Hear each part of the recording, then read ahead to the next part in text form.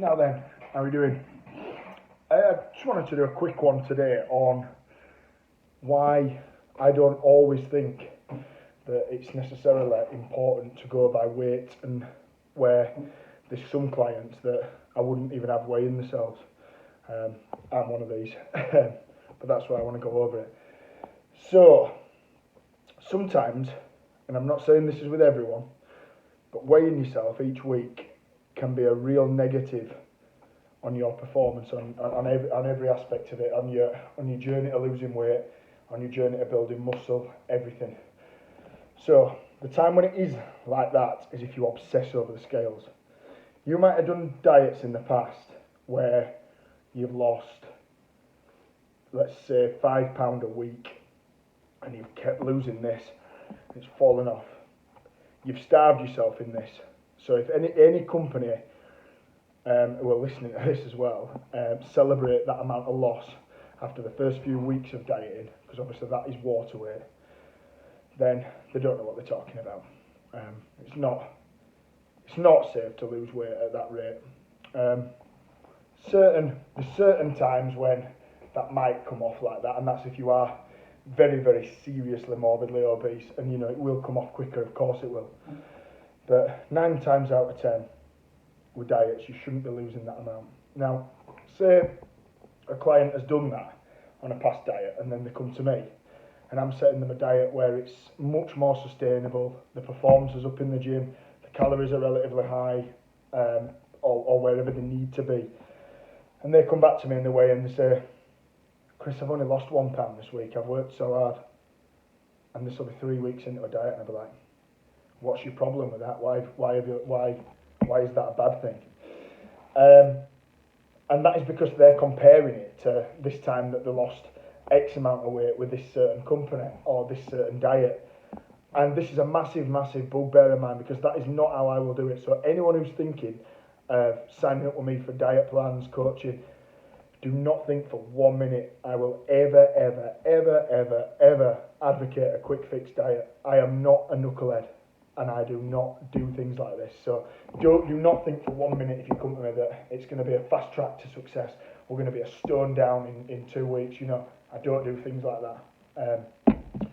I won't go into that massively because it does anger me a little bit from past experience of all the weight I lost and the expectancy that I sometimes had.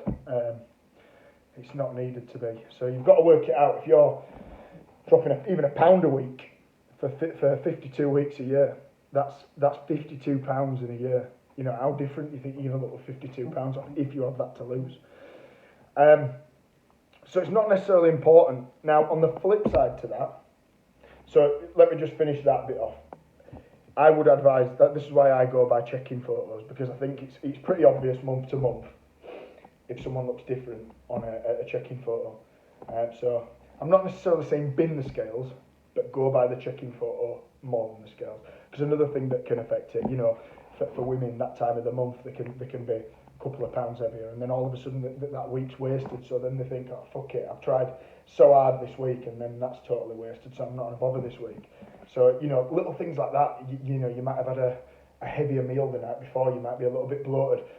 And all of a sudden that's set you back for the week after that. So yeah, not saying throw them out of the window, but there's a time and a place for them. So the time where I do recommend that clients use scales is when they haven't got a poor relationship with the scale. And this is, for argument's sake, these people that they haven't done these old diets, or they've learned and they appreciate that a pound loss is a good thing and £2 loss is a good thing. These people I would recommend to weigh every week, because they celebrate the little losses. They celebrate the half a pound, they celebrate the £2, they celebrate whatever it might be.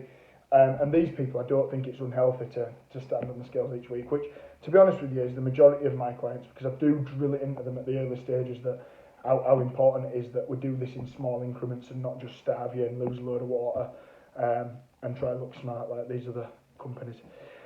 But that's the time when I would say it is good, because it does keep track of things. If you don't weigh yourself, you might be one of these people that thrives off loss and the scale.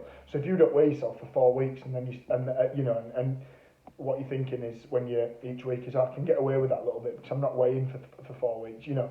So if you're one of these people, I do recommend you do step on them, but don't obsess over them. In terms of building muscle, so this is me, is this. Because I'm an ex-fat lad, it is a massive problem for me is the scale at times. So I can be in a season where I'm trying to build muscle, and I'll step on the scales and I will look at the scale and I'll think, oh, I put 2 pounds on, even though that is my goal, and that's because my head works in a way that 2 pound was a negative thing back in the day. But now obviously, £2 is a good gain for me, you know. Not necessarily just muscle, you know. That's another thing that I'll talk about in another video. People's expectancy with how much muscle you put on when they say things like, oh, it'll be muscle, you know. I don't think people realise how hard it is to put on pounds of muscle, you know. We're talking at certain stages, if you've already built a decent frame, you know, £4 or £5 a year muscle natural would be an absolutely frigging amazing achievement. So don't think for 1 minute that you can use that as an excuse. Your shape can change, you know, and the weight stay around the same or what have you, but don't ever think that it's that easy to put muscle on, because it isn't. Unless you're just starting up and you're just starting to lift weights properly and whatnot, you will start putting it on like that, but don't ever use that excuse.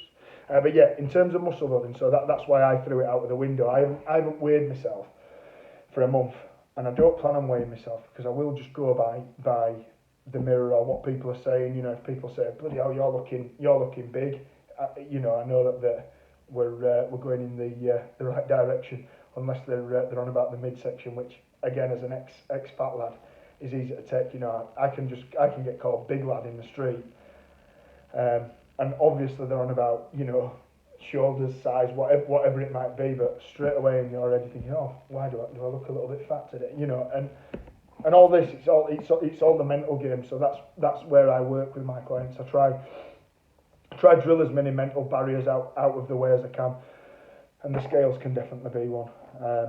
So yeah, I did want to do that video based on that.